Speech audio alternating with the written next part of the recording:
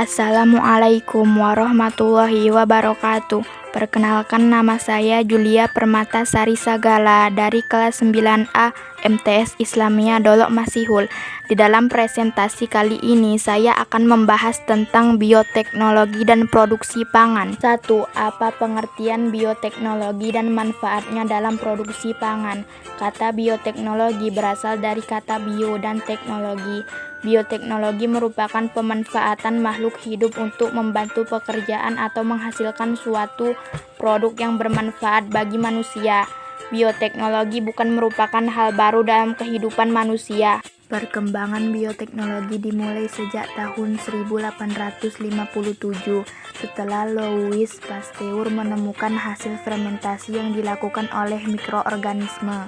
Pada tahun 1920, proses fermentasi dengan melibatkan mikroorganisme mulai digunakan untuk membuat larutan kimia yang lebih kompleks, seperti pembuatan alkohol. Pada saat ini kamu dapat memanfaatkan bioteknologi dalam pembuatan makanan untuk kehidupan sehari-hari, misalnya pada pembuatan tape.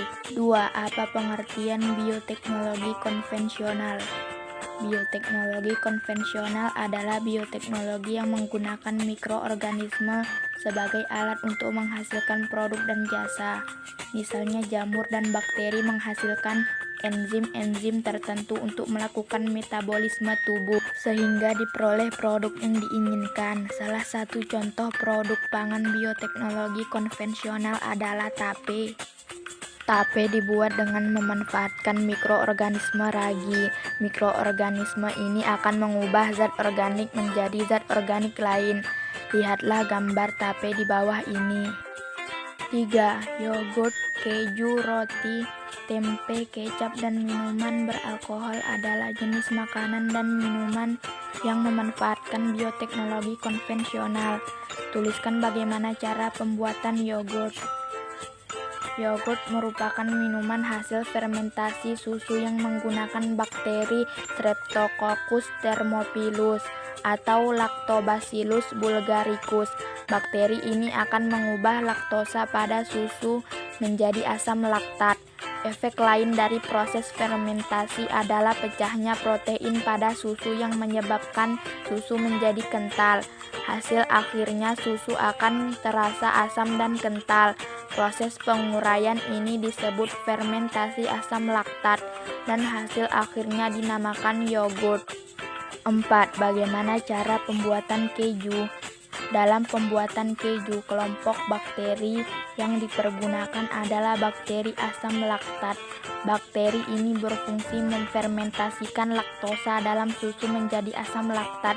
Bakteri asam laktat yang biasa dipergunakan adalah Streptococcus thermophilus atau Lactobacillus bulgaricus. 5. Bagaimana cara pembuatan roti? Pada pembuatan roti, biji-bijian serelia dipecah dahulu untuk dijadikan tepung terigu. Terigu ditambah air untuk mengaktifkan enzim-enzim, misalnya amilase. Amilase kemudian menghidrolisis tepung menjadi laktosa, kemudian menjadi glukosa. Setelah itu ditambah khamir Saccharomyces cerevisiae.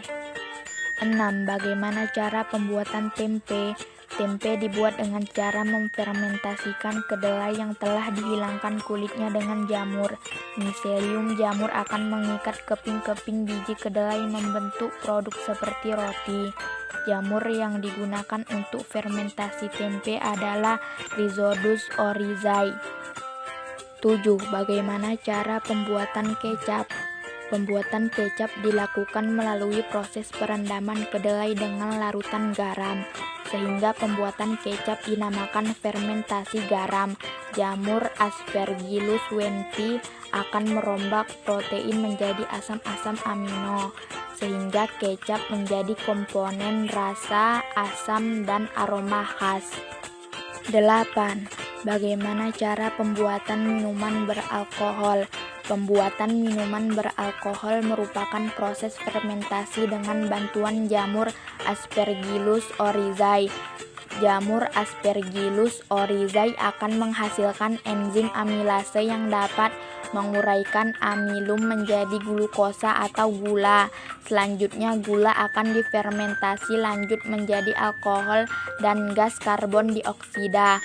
Proses tersebut kemudian akan menghasilkan minuman beralkohol dengan cita rasa tertentu sesuai dengan bahan baku yang digunakan. 9.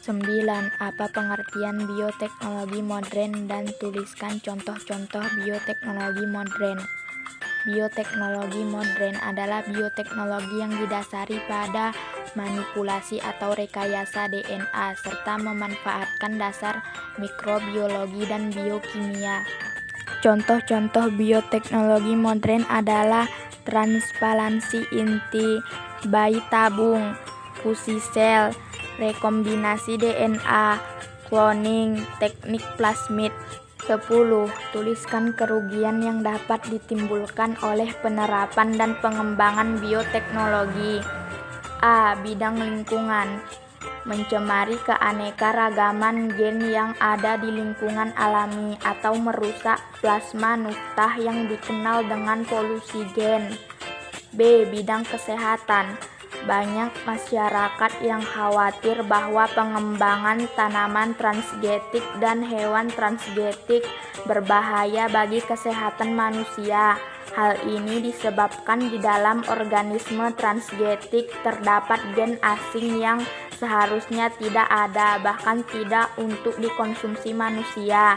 Gen ini dikhawatirkan memicu munculnya penyakit baru atau bahkan kanker. C. Bidang sosial budaya.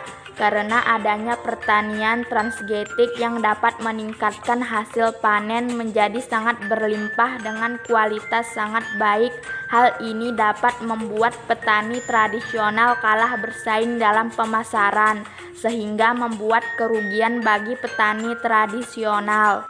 Sekian video presentasi dari saya, lebih dan kurangnya saya mohon maaf. Wassalamualaikum warahmatullahi wabarakatuh.